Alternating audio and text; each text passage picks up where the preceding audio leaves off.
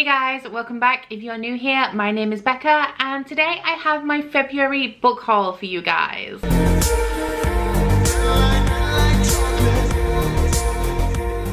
So in the month of February, I have acquired 19 books and I'm going to be sharing all of those with you guys today. Now, as usual, I will be breaking this video down into sections of where I got these books from, and the majority of the books that I will be hauling today were gifted to me by you guys. Thank you from the bottom of my heart for your guys' generosity. You guys are so kind, so supportive, and so generous. I 100% appreciate everything that you guys do for me. However, the problem is arising that I am very quickly amassing more books than I know what to do with. So at the end of the month, I am going to be disabling access to my Amazon wishlist. I have plenty of books now. I have so much reading material. I mean, I did already, but over the last 2 months alone, I have received quite a few books from you guys, and I really need to focus on reading down my own TBR. I have not filmed Book Copy yet, but when I do, I'm going to see if it is possible for me to make the month of March all about reading the books that you guys have gifted to me, with the exception of a few book club things. And as well as that, to be quite honest,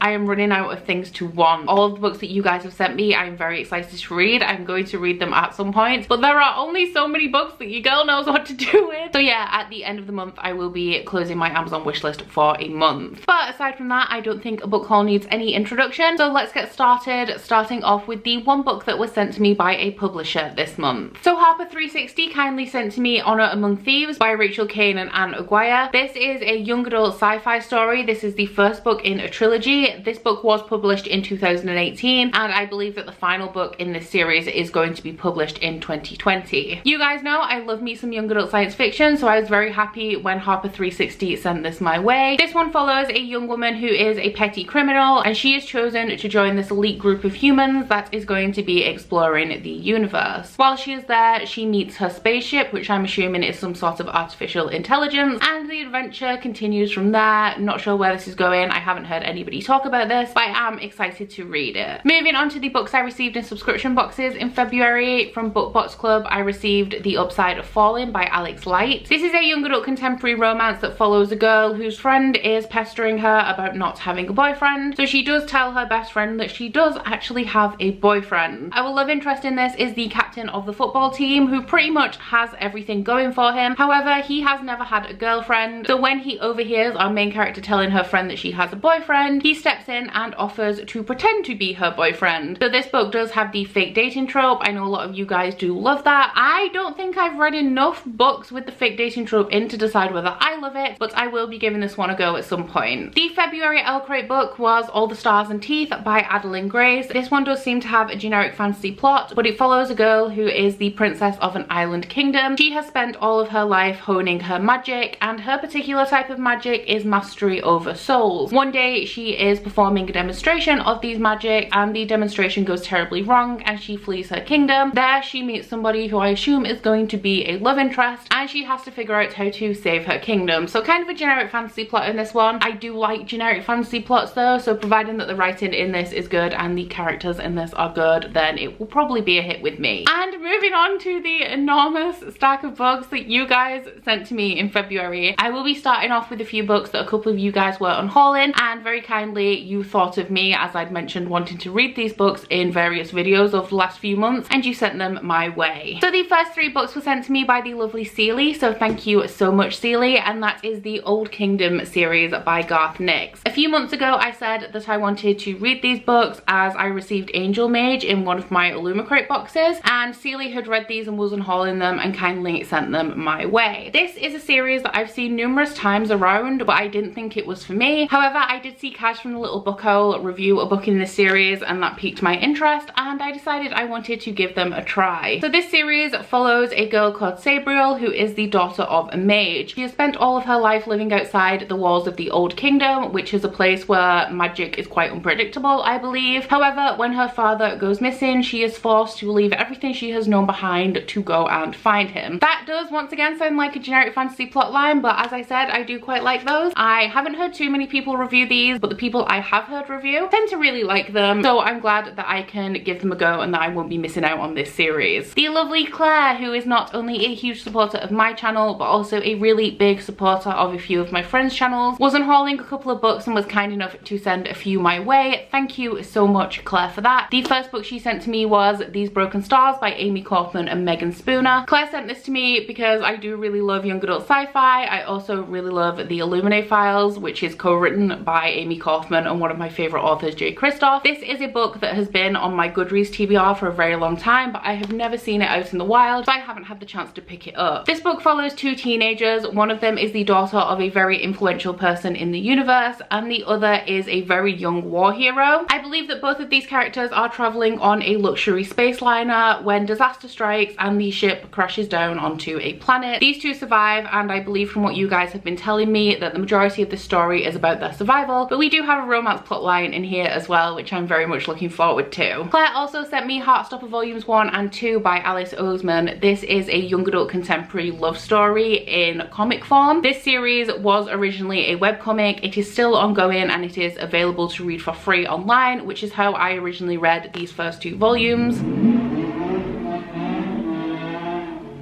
This series actually made it into my list of most surprising books of 2019, so when Claire was unhauling these, she kindly thought of me and sent these my way. This is a very cute boy meets boy story in which we follow Nick and Charlie. Charlie is openly gay, he's been out of the closet for quite some time, and Nick believes he's straight until he does befriend Charlie and realizes that he may have some feelings for him. This series is just really cute, it gives me all of the feels, it's really heartwarming. I really love contemporary graphic novels and manga, so I'm so glad to have these as part of my collection. As a nice little segue into books that you guys sent to me from my Amazon wishlist this month, Jamie was lovely enough to send me Heartstopper Volume 3, also by Alice Oseman. This is one that I have not read yet. I'm very excited to get to it and I hope I can get to this one very soon. From the way Heartstopper Volume 2 left off, I just know that this is going to give me some more of those cutesy feels. I can't believe how much I gush over this series, but it really does just make me feel all of the things that usual contemporary romance doesn't. So thank you so much, Jamie, for giving me the opportunity to carry on reading this series. The lovely Bev, who is another huge supporter of my channel, sent me The Last Hero by Terry Pratchett. The reason that Bev sent this to me is that many times on my channel I have mentioned that I really like the vibe of old men coming out of retirement and getting the band back together, and this is a book that Bev has read and really enjoyed with those vibes, so she sent it my way. This is a beautiful copy as well. It has full colour illustrations. It's really beautifully put together, although I just saw an illustration of the Mona Lisa that was quite disturbing. And this is a story about a very old warrior who gets his band back together to go on his last quest to climb the highest mountain in Discworld and meet his gods, and I think for some reason that this may bring about the end of the world. Once again, another huge supporter of my channel, Tracy, did send me 2 books this month. Thank you so much, Tracy. You know that I appreciate you. The first book I'm really excited about because she sent me Lady of Light and Shadows by C.L. Wilson. This is the second book in the Tyrant Soul series. I very recently read the first book in this series and I really loved it. I've been wanting to read more fantasy romance, and reading the first book in this series was my first step towards exploring that genre. There were a couple of things about that first book that I didn't love. It is quite insta-lovey on behalf of one of the parts of the relationship starting out, but as this is the second book and the relationship is already kind of established, I'm very excited to see where C.L. Wilson takes the sequel. In this series, we follow a Fae King called Rain Tyrant Soul, whose people are tied to these very big winged cats called Tyran. Over the years, the Tyran have been growing sickly and are on the verge of extinction, so Rain is desperate to find a way to save his people. In an effort to cure the Tyran, he heads to the mortal city of Celeria for the first time in 1000 years, and when he arrives he meets Elisetta Barastani, who is a young mortal woodcarver's daughter who has had quite a few mysterious magical things go on in her life, and as soon as Rain sees her, he knows that she is his soulmate. The first book had a lot of tropes that I really loved, even though I didn't love the way that they were done in that book, so I'm really excited to see where the romance is going mainly in this series because I like where the last book left off. But there is also a really good fantasy plotline in here as well that was left unresolved at the beginning of the first book, so I want to see where that's going in the sequel. Tracy also sent me Arcanum Unbounded by Brandon Sanderson. This is a collection of all of the short stories and novellas that go along with the Cosmere. I'm not sure if all of them are in here, but I think that the majority are contained in this binder. I am co-hosting the Cosmere Along, which is a read along of most of Brandon Sanderson's Cosmere books hosted by Rachel, and as part of that read along, as well as reading the core books in the Cosmere, we are also reading all of the extras. So this was one that I was going to need very soon. I am a fan of Brandon Sanderson. I've read a couple of his books and I enjoyed what I've read so far, and I'm excited to be exploring the rest of them in 2020. Ashley sent me a fantasy romance that I've had my eye on for quite some time, so thank you so much, Ashley, and that is Serpent and Dove by Shelby Mahurin. This one has had very mixed reviews. A lot of people really loved it, a lot of people really hated it. I love romance vibes and fantasy. You've probably gathered that by now, so this is one that I definitely wanted to try out for myself. In this book we follow a witch and a witch hunter who have been forced into a marriage. As you can imagine, there is going to be hatred on both sides of this relationship, as the witch hunter hates witches and the witch hates witch hunters. So I'm very much assuming this is going to be an enemies to lovers kind of vibe, which is something that I do really enjoy. And I'm also hoping it's a slow burn, because angsty slow burns with a lot of animosity that kind of softens into friendship into love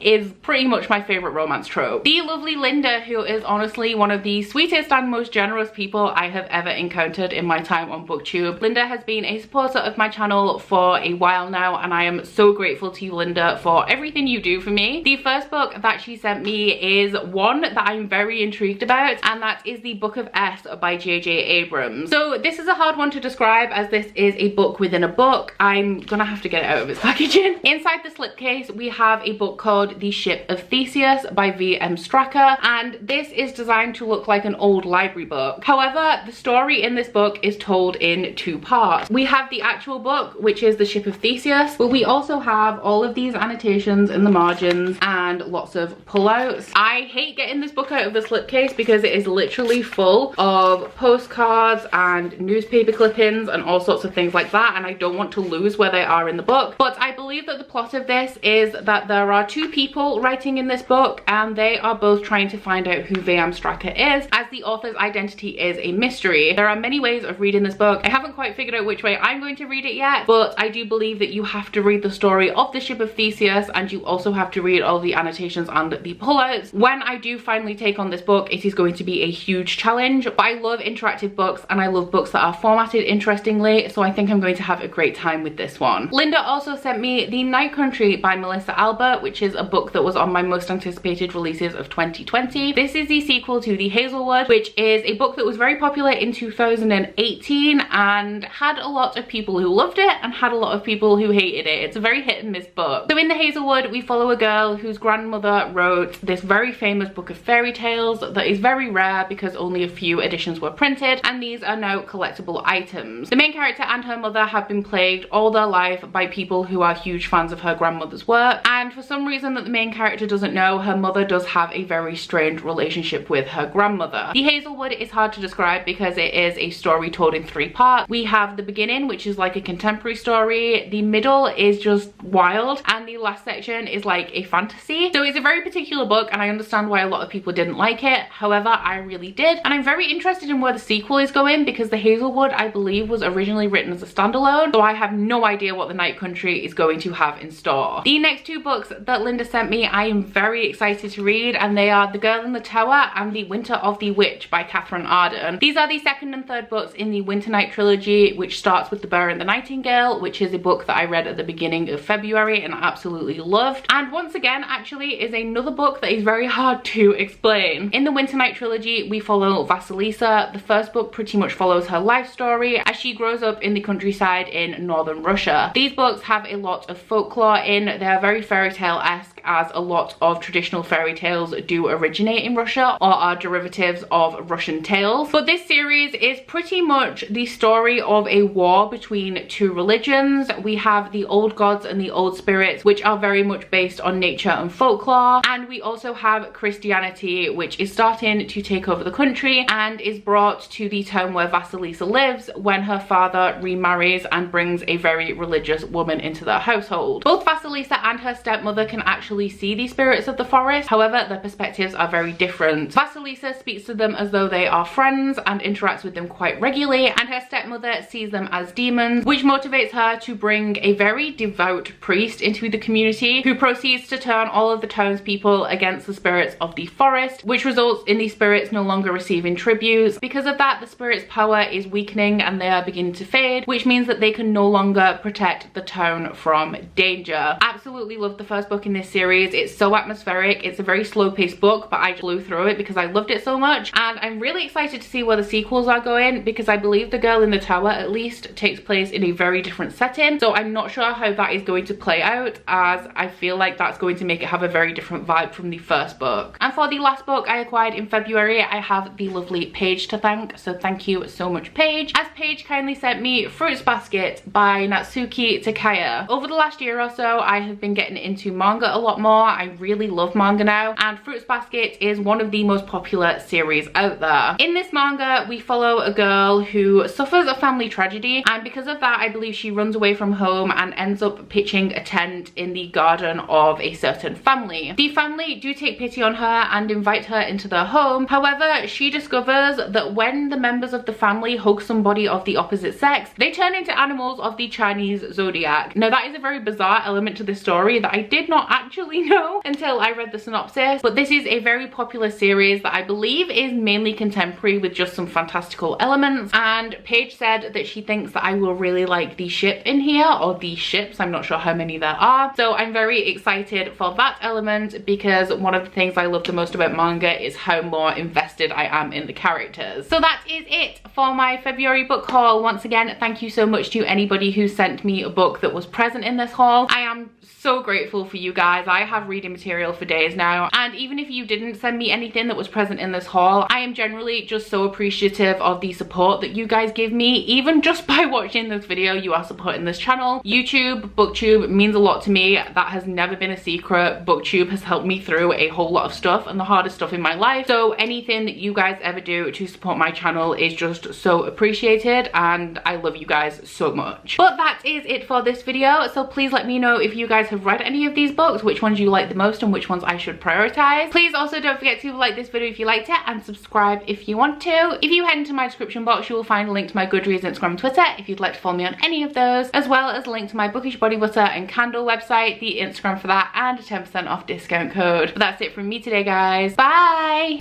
Oh, you bite your friend like chocolate. You say you will go where nobody knows, with guns hidden under our petticoats. We're never gonna quit it, no, we're never gonna quit it, no.